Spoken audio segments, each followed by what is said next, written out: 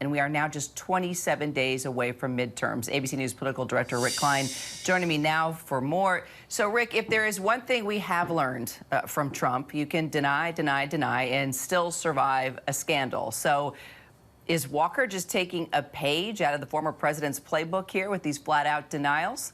Very Trumpian, and look, it worked for him. Does it work for others? You see national Republican leaders are rallying to Walker's side. State-level Republicans who are a little more familiar, perhaps, with his background and his challenges with even telling the truth on some matters have been a little more hesitant.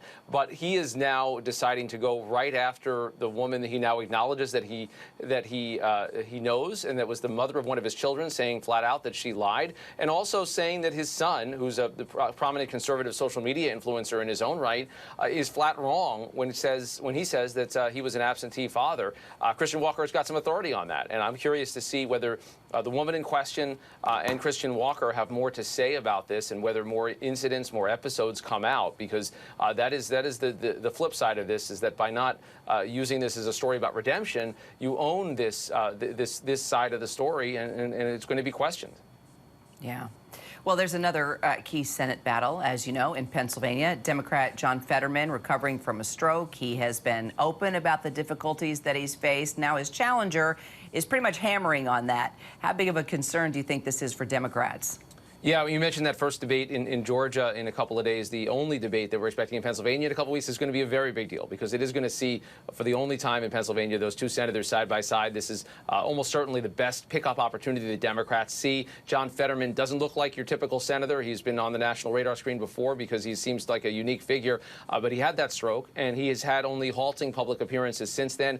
He did his first solo interview with NBC just the other day, and it was evident that he's got some real challenges in hearing and processing auditory signals. He had to read from a screen to be able to answer the questions.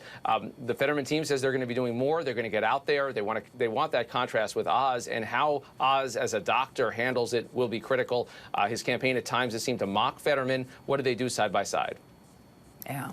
And some Democratic candidates are distancing themselves now from President Biden when we start talking about the power of the Democratic or lack of party here. What do you think the strategy is? Well, they realize that they need some daylight, because they realize that President Biden is just not that popular in big parts of the country. We saw it earlier this week in Ohio in the Senate debate, where we had the Congressman Tim Ryan saying he doesn't even think that Biden should run again, that you need to have new blood. We also saw some distance in Arizona, in North Carolina, all either purplish to red states that Democrats recognize they need a persona that is different than the one that the man in the White House has. All right, Rick Klein, it's going to be an interesting midterm time for sure. It already is, actually. Thanks, Rick. Thanks, Kira. All right.